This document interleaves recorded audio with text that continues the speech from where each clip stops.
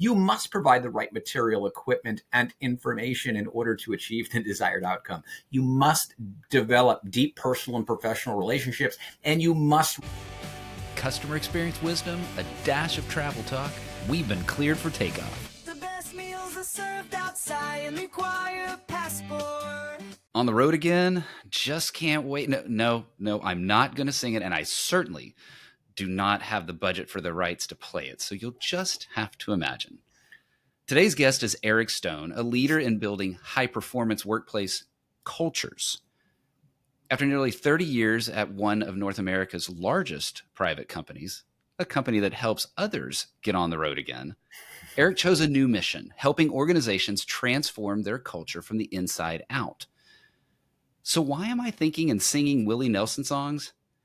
Eric's book, Jumpstart Your Workplace Culture, takes readers on a road trip, guiding them to better leadership, creating workplaces where people, actually want to work. That great dream of an unfettered, wide open road trip.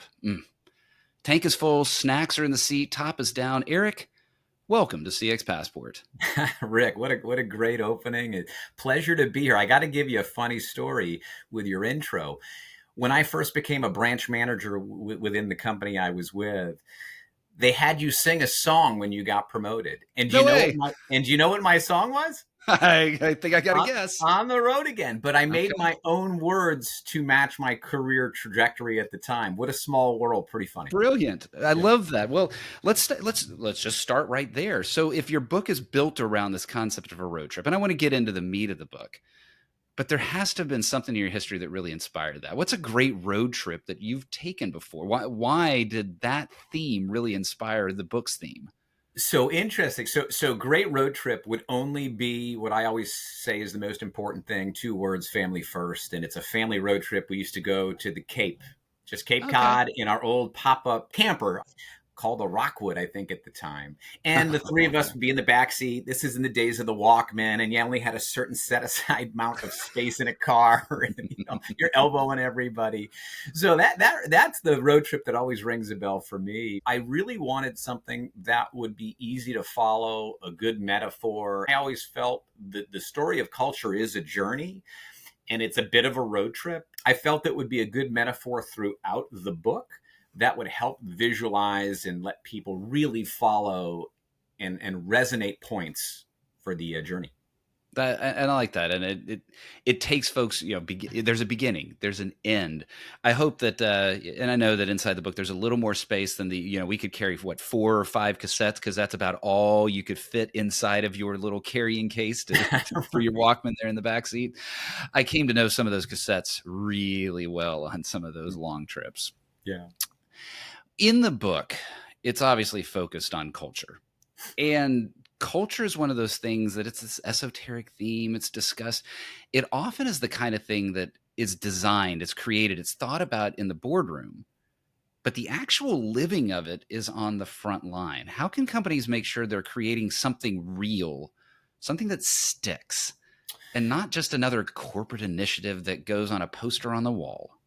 I think a few keys. First of all, any initiative has to stick and stay, and you can't constantly recycle or you never get traction. We ended up developing something called the think tank. And what the think tank was just a group of managers at the time of the brick and mortar stores at Enterprise, Rent-A-Car.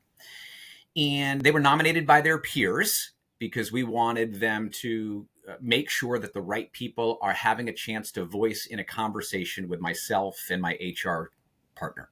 Mm-hmm. And so we would meet every other month, nominated by their peers. 2 rules: got to be a top performer. You got to have polite disagreement. You can disagree, just don't be disagreeable all the time. Right.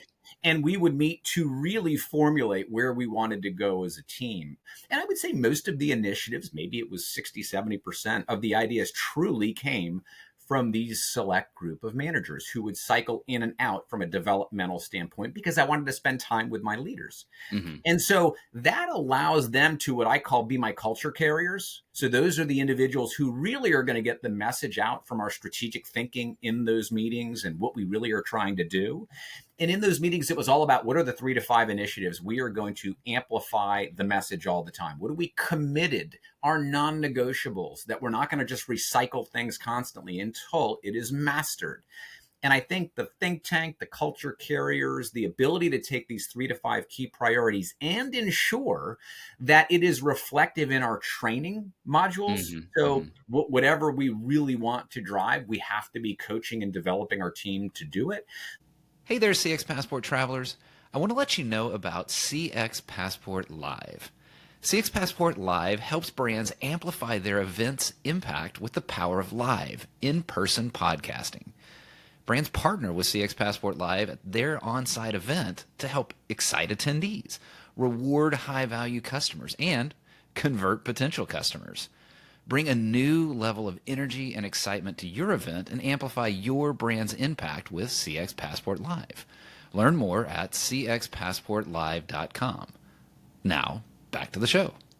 There's a couple threads in there that I want to pull up. When I'm thinking of this think tank, this culture carriers, I've been a part of ones that sure that body existed, that structure existed, but the trust wasn't there. And so it still became a little bit of sort of this empty, vacuous discussion group that really wasn't contributing to advancing a real culture. And a lot of that came down to trust.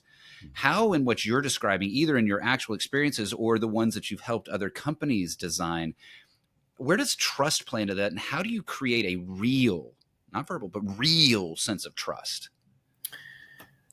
For me, it was all about how do we create strong relationships from jump. So when I would get into a new role, from day one, what am I doing to create this strong relationship? And that's where trust is built. I went out to the field and picked my spots to meet with as many people as I could, to just listen, observe, and learn. That's the key to the trust part. I can't just come in like a wild man. And I'm not saying you couldn't be effective doing it. I didn't feel it was the right way to just start blasting things. You have to get that real feel from what's going on. So the biggest thing is you just got to develop a relationship. Look at your interview process. How are relationships being built? Is it fast? Is it efficient? How, when you make your, questions, are they the right? Are they fair questions? When you make the offer, Rick, is it just you doing it? Or do 4 people reach out to this individual and make a special relationship and welcome you to the team? When onboarding begins, is there a sought out mentor program? Is there a scavenger hunt that their goal is to reach out to 5 people who they can start to meet and greet outside of their 4 walls that they might have?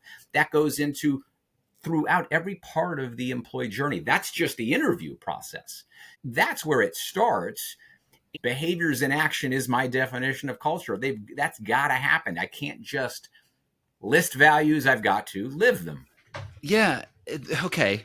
You keep giving me new threads that I want to pull at here, because you described something that it is this embedding of trust. And I suspect it's not, hey, we are going to get people to trust us, therefore we do it, but rather more just a culture.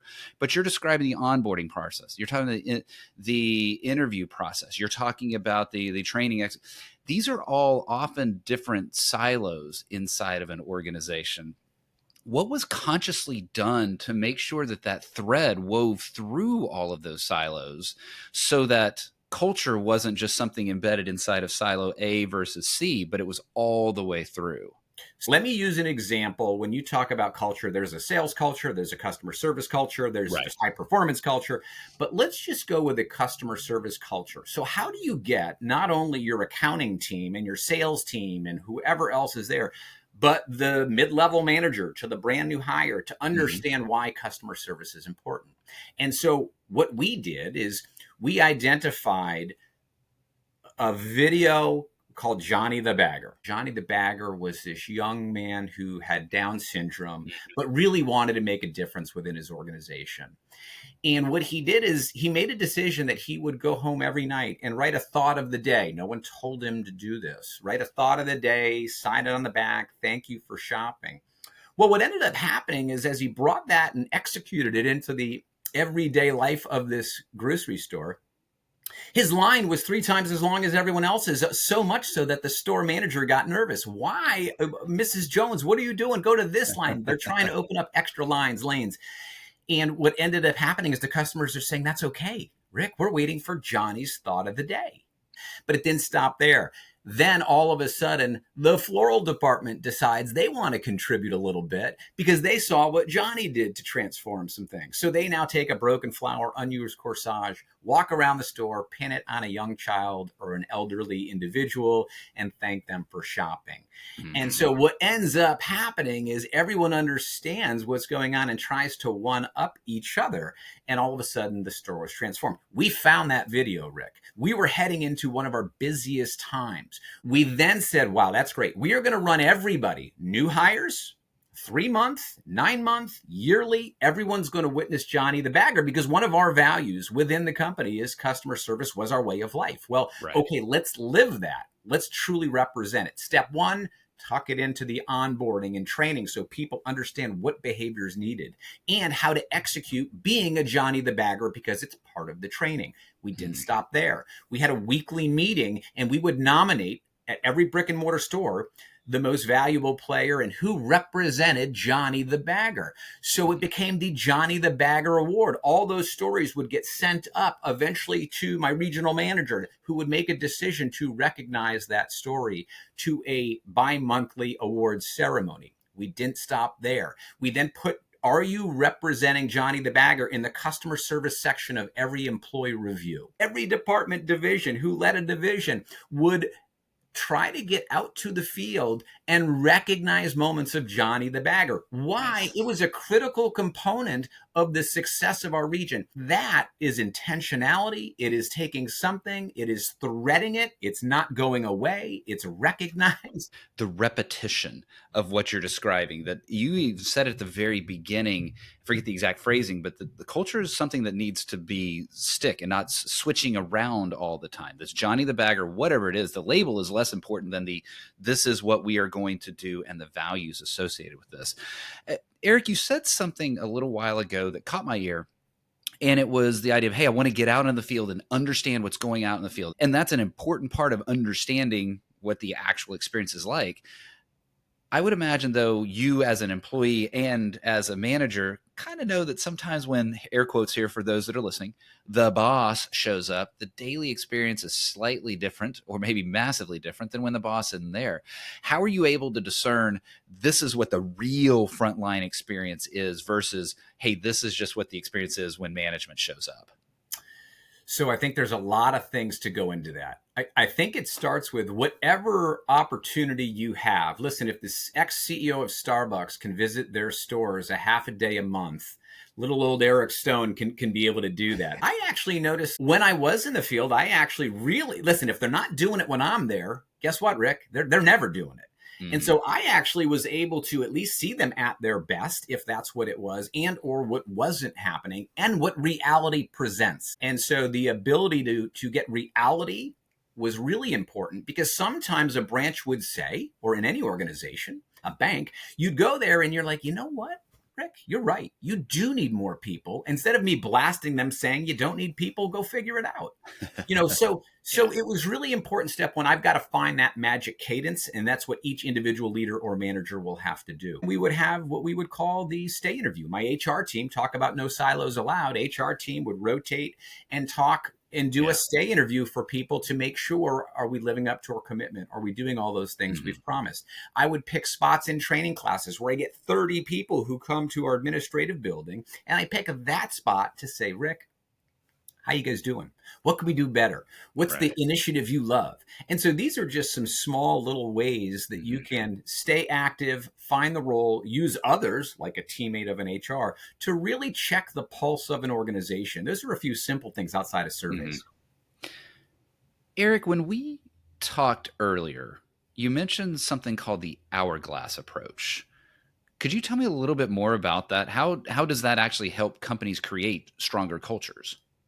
Well, for those on the video, you can see above my shoulder a image of an hourglass. When you want a simple process, images, visuals are really important. And one thing I found is, number one, it's called an hourglass. Within the word hourglass is the word hour. So that is something conceptually that together, not an eyeglass that I have, an hourglass, togetherness.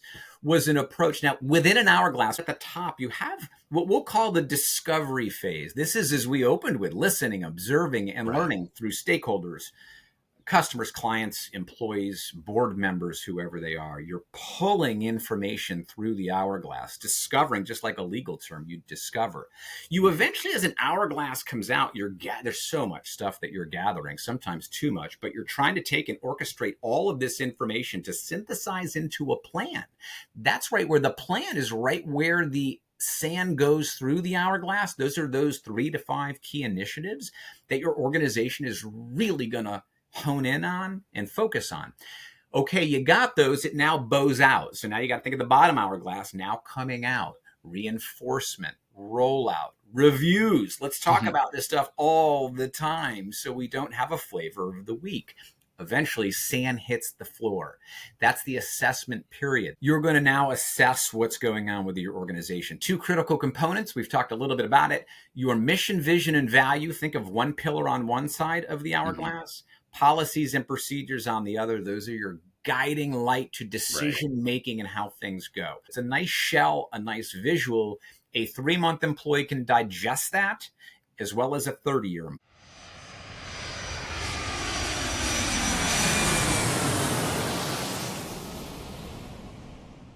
Eric, a road trip doesn't often have what we call first-class lounges, although those of us in Texas might disagree with that sentiment, thinking that Buc-ee's actually is a first-class lounge. If you haven't been to a Buc-ee's, you need to make your way to one because they're awesome. Today, however, I want to invite you to join the CX Passport First-Class Lounge. We will move quickly here and have a little bit of fun. What is a dream travel location from your past? Family trip to Italy. Ooh, where all did you hit? We went from Rome down to Sorrento to the Amalfi Coast. It was spectacular in every way you'd think. Oh boy, that's got me thinking about Italy right now. I need to get I need to get my head straight here for a second. Dream travel location you've not been to yet? I would say a few. I'd go Africa would be amazing. Throw Egypt, tuck that in to see the pyramids would be really cool too. I like that. Is that on the horizon, Eric? Anything kind of brewing? I would say maybe a year or 2 out. I've got to still arm wrestle with my wife to feel safe traveling to destinations. So. Well, having been to the only part of Africa I've been to is Egypt. And granted, it was a work trip, but it was spectacular. I would strongly encourage get there as soon as you possibly could. You mentioned Italy, and the reason why I got distracted is because when I think Italy, I think the beauty of Tuscany, and I think of food. What is a favorite thing of yours to eat? Oh, that's such a hard question. It's like there's so many. If I had to pick one, though, we got to stay to the road right here. So if I had to pick one, my favorite would probably be lobster. Ooh, oh, and spoken like a true New Englander. I didn't even mention that at the beginning. Folks, Eric is coming to us from Massachusetts. So when you want to talk about access to good lobster, he's got the epicenter of it. What about the other direction? What is something you were forced to eat growing up, but you hated as a kid? Oh, peas. That's an easy one. I was forced to eat peas and I had to do every trick in the book to hide it and tuck it into the napkin so my parents thought I was eating it. Oh. I love how the difficulty of, I don't know what to answer on the favorite food, but immediate. What were I forced? Peas. Bam. Got it. Yeah. Eric, we're going to have to leave the First Class Lounge. Our trip to Buc-ee's is ending. What is one travel item, not including your phone, and not including your passport either, that you will not leave home without? It'll probably tuck into the phone, but I got to have my charger because I can't have my phone not work. So I don't know if that's too easy.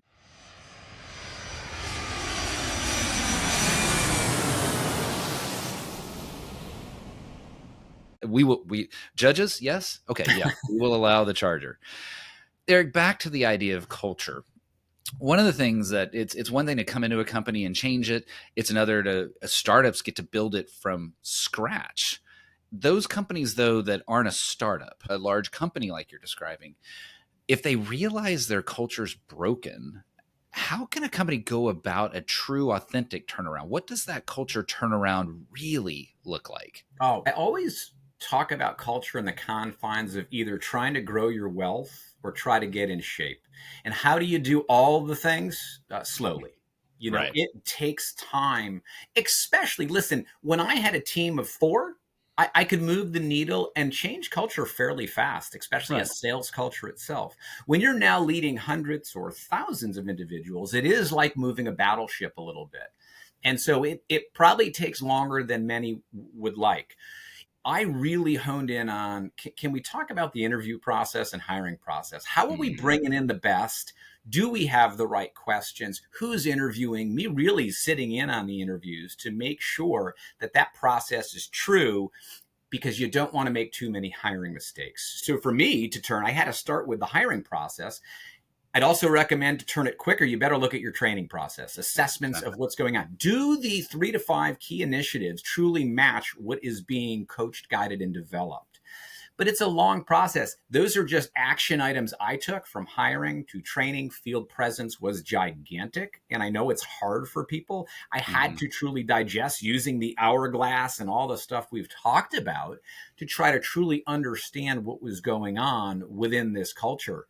But those are some of the components I had in the book. It's actually in the final chapter, is a 6-point inspection that helps you try to measure the health of your organization. Got I it. think that's really important to not just take an engagement survey and live with that. There is more to just engagement, even though it is a huge factor leading to business outcomes. But trying to configure, how do we check the health of our company and celebrate? As we all know, we were able to secure a couple early wins early to build that traction, Yeah. snowball rolling down the hill. It starts with using your hourglass, use an assessment Yeah. approach, look into some of these things. It will take longer than you may have liked. I I like that you started with the interview process. As I think of my experience when I was in the corporate world, I don't know that I felt even when I was a hiring manager, the most equipped to even interview.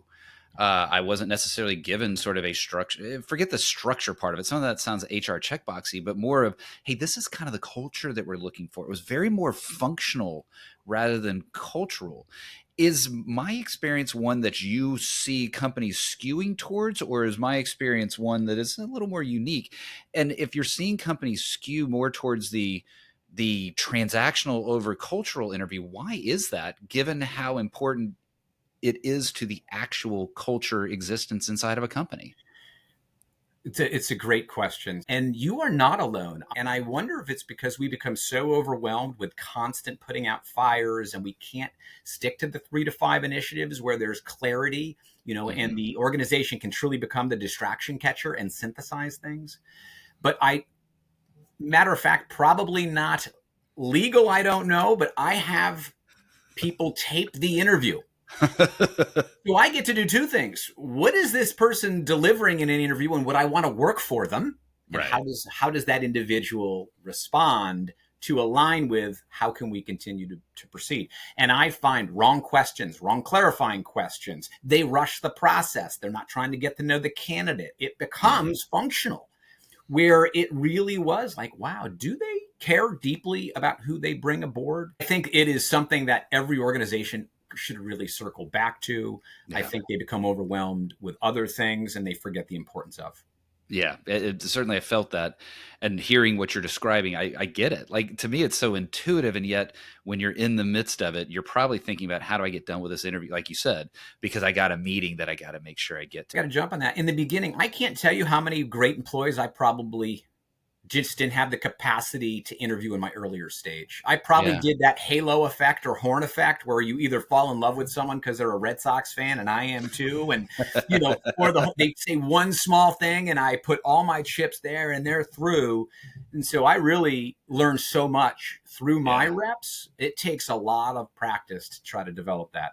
Boy, that's so true.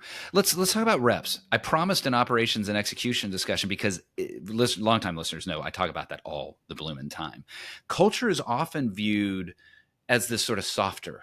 It's the right brain. It's fluffy. It's that sort of thing.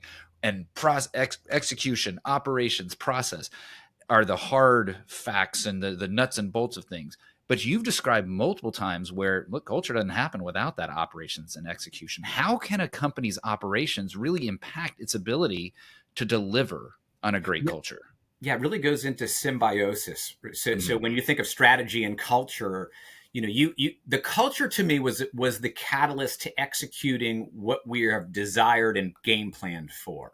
It is the shock absorber for really difficult times that push people through their limits, that allow them to achieve what might have been unachievable at the time.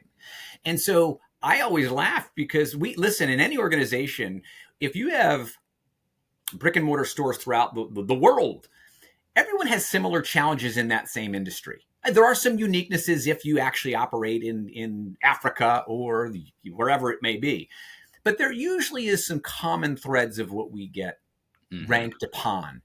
And what I always felt is if we get ranked upon the same things, doesn't it come down to execution? But how do you execute? Well, you've got to develop a culture. You've got to develop relationships. You've got to clearly communicate your goals and expectations. You must provide the right material, equipment, and information in order to achieve the desired outcome. You must develop deep personal and professional relationships, and you must recognize effort, reward top performance. Yeah. And so to me, you can't do the plan if you don't have the right behaviors and action in order to align everything to actually execute it. That's it. We're ending there. That sentence is exactly where we need to end. Eric, I've enjoyed the ride, if you will, today. If folks wanted to get to know a little bit more about you, your book, your approach to customer experience, your approach to culture, what's the best way for them to learn more? I would go right on LinkedIn. I will do some posts throughout the week. So LinkedIn, you can just go and view Eric D. Stone. You could always learn more about the book at ericdstone.com, and that'll tell you all about the book. You can always go to clearpathventures.com, which talks about some speaking engagements I do, coaching engagements I do. That'd probably be the best. I'll get all those links in the show notes. So listeners, you know the drill. Scroll down, click those links. And Eric, it has been, with all sincerity, an enjoyable ride. You've taken me into paths that I didn't expect. You've made me you've made me take detours that exposed a lot deeper, interesting parts of the country, the road trip, if you will. That was a lot of fun, Eric. Thank you for being on CX Passport. Rick, it was my pleasure. Really enjoyed it.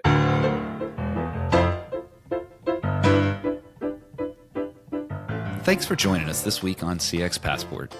If you like today's episode, I have 3 quick next steps for you.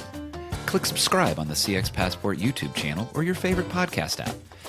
Next, leave a comment below the video or a review in your favorite podcast app so others can find and enjoy CX Passport too. Then head over to cxpassport.com for show notes and resources that can help you create tangible business results by delivering great customer experience. Until next time, I'm Rick Denton, and I believe the best meals are served outside and require a passport.